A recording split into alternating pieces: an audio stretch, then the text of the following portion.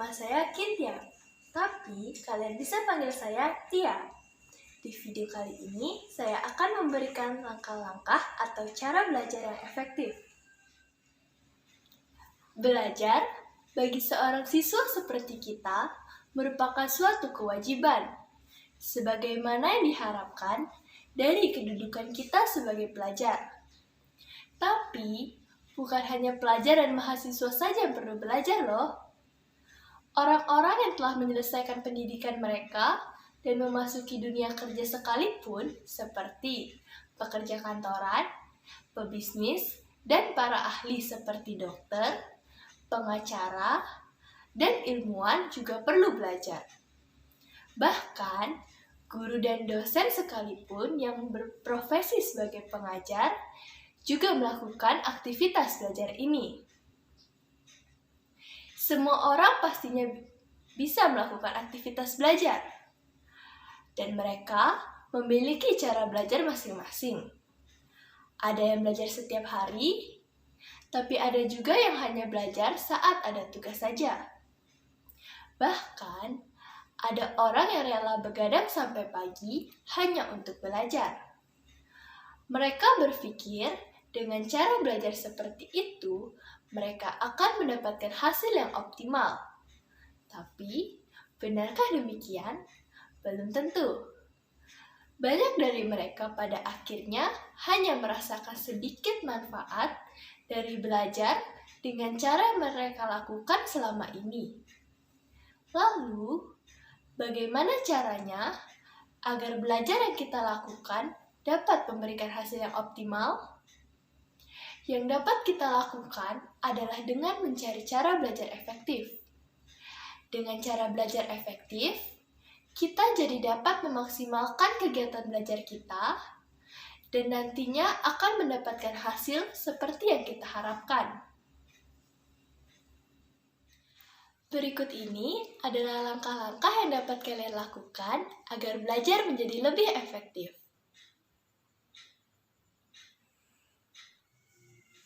Langkah pertama adalah temukanlah gaya belajarmu. Gaya belajar adalah kunci agar kita dapat mengembangkan kemampuan yang kita miliki dengan maksimal. Dengan mengetahui jenis gaya belajar yang kita miliki, kita jadi dapat menentukan langkah-langkah penting yang dapat membantu kita dalam menangkap dan memahami materi pelajaran dengan cepat serta mudah. Seperti yang kita ketahui, gaya belajar secara umum dapat dibagi menjadi 3 kelompok besar, yaitu yang pertama adalah gaya belajar visual. Apa itu gaya belajar visual? Gaya belajar visual adalah gaya belajar yang mengandalkan indera penglihatan sebagai alat utama untuk bisa menyerap dan memahami suatu informasi atau pengetahuan.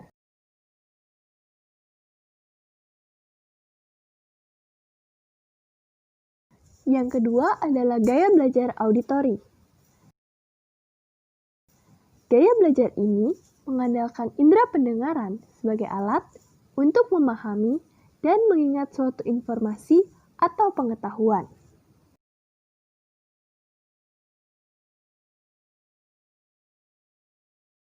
Yang ketiga adalah gaya belajar kinestetik, di mana gaya belajar ini mengandalkan indera peraba, yaitu dengan menyentuh, bergerak, atau lainnya untuk dapat memahami dan menyerap informasi.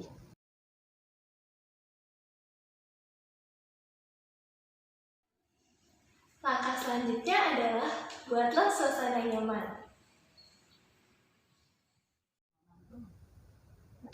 Suasana yang nyaman dapat membantu kita meningkatkan konsentrasi dan menjadikan kita lebih mudah untuk memahami materi.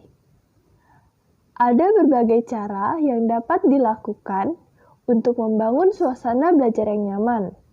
Di antaranya, kita bisa belajar sambil mendengarkan musik, Ataupun kita bisa belajar di tempat-tempat yang tenang, misalnya perpustakaan atau kamar.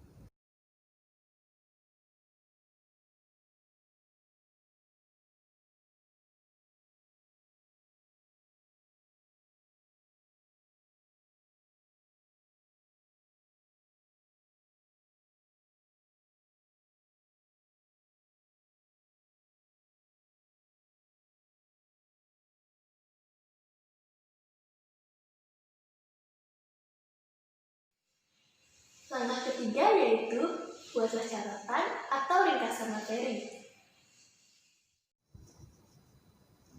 Dalam membuat ringkasan, kita cukup menuliskan pokok-pokok penting atau poin-poin dari materi saja. Hal itu akan mempermudah kita untuk memahami inti dari pembelajaran tersebut.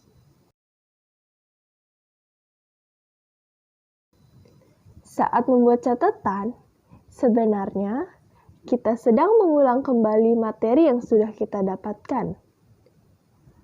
Pengulangan ini akan membantu kita mengingat materi dengan lebih baik. Sebaiknya, buatlah catatan dengan bahasa atau kalimat sendiri. Itu akan membantu kita untuk lebih mengingat materi tersebut.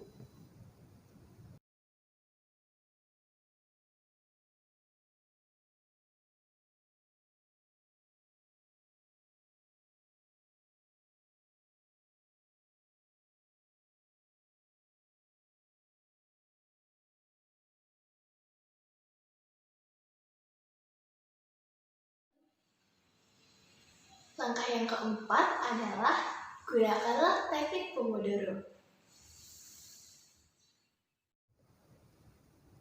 Mungkin masih banyak dari kalian yang belum pernah mendengar apa itu teknik Pomodoro. Baiklah kalau begitu, saya akan menjelaskan apa itu teknik Pomodoro.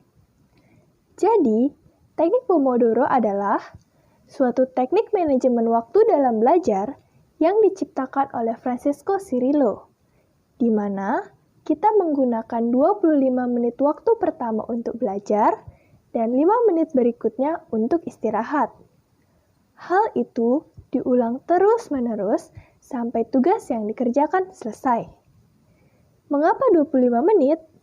Karena menurut Cirillo, otak kita hanya mampu berkonsentrasi dengan baik selama 25 menit.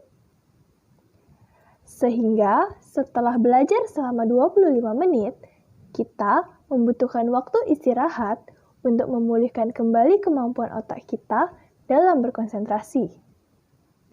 Namun, jika kalian merasa 25 menit itu adalah waktu yang sebentar, kalian bisa menambahkannya menjadi 30 menit atau 50 menit, sesuai dengan keinginan kalian.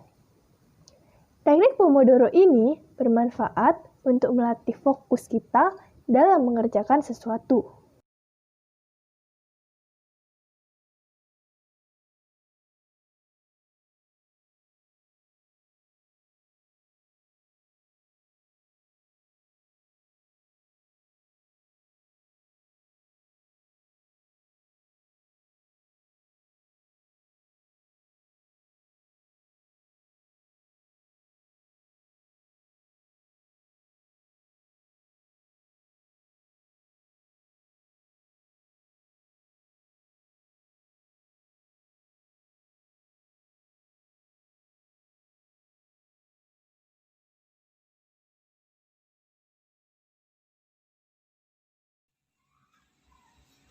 Langkah berikutnya adalah perbanyak latihan soal.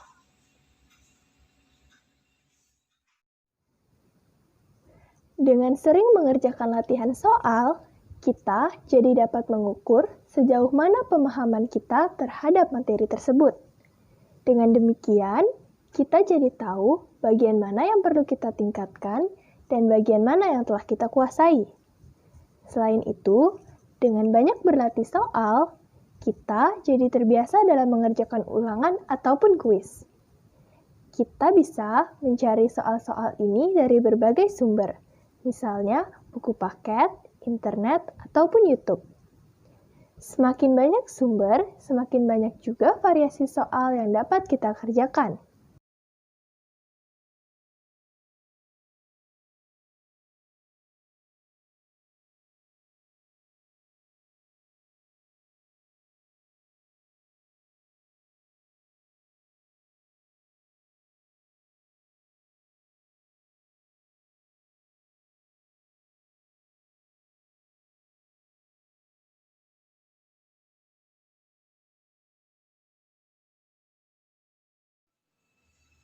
Langkah yang keenam adalah belajar atau diskusi bersama. Metode belajar ini seringkali dikatakan sebagai metode yang paling efektif. Mengapa? Karena dengan belajar bersama, otak kita akan menjadi lebih rileks dan jika ada hal-hal yang belum diketahui, akan lebih mudah untuk diselesaikan bersama. Dengan berdiskusi bersama teman, kita dapat bertukar pikiran dan materi pelajaran. Selain dengan teman, kalian juga bisa berdiskusi dengan pacar kalau kalian punya, atau saudara kalian.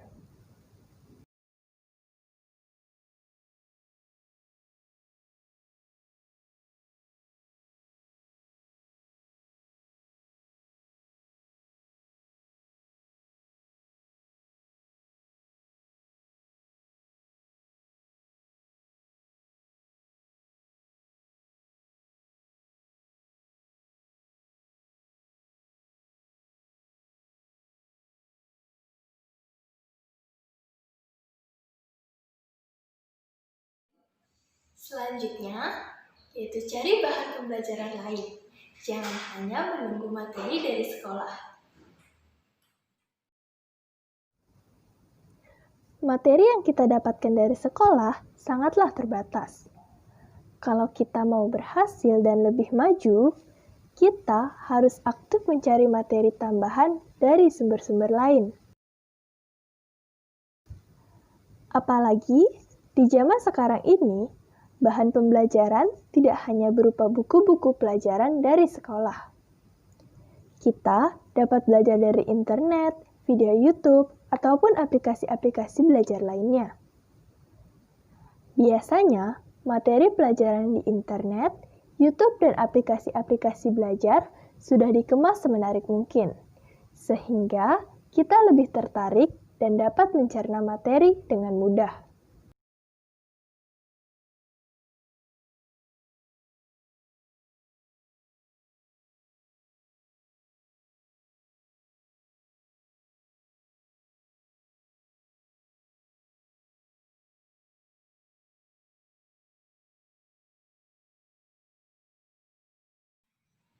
Langkah ke-8 adalah berdoa. Berdoa adalah salah satu hal penting yang tidak boleh dilupakan loh. Belajar memang merupakan usaha kita untuk menjadi seorang yang pintar juga berguna. Namun, tidak akan ada usaha yang sempurna tanpa disertai dengan doa.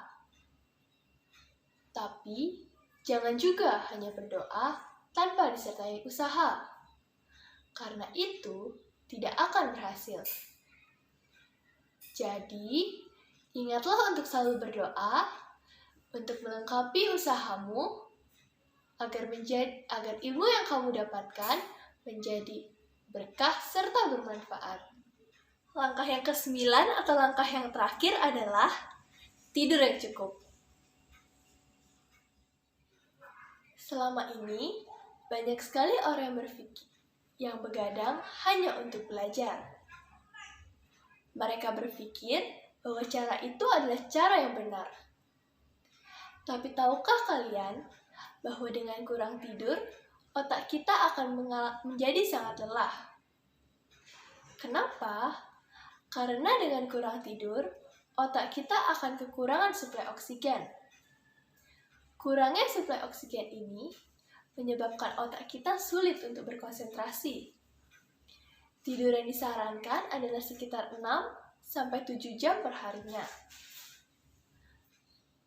Berdasarkan studi yang dilakukan oleh Universitas Harvard, mahasiswa yang tidur cukup pada malam harinya dapat mengingat pelajaran 35% lebih baik dibandingkan dengan mahasiswa yang begadang hanya untuk belajar. Nah, itu tadi adalah 9 langkah belajar efektif yang bisa kalian lakukan. Ada pepatah mengatakan bahwa usaha tidak akan pernah mengkhianati hasil. Jadi, teruslah belajar untuk meraih mimpimu. Semangat!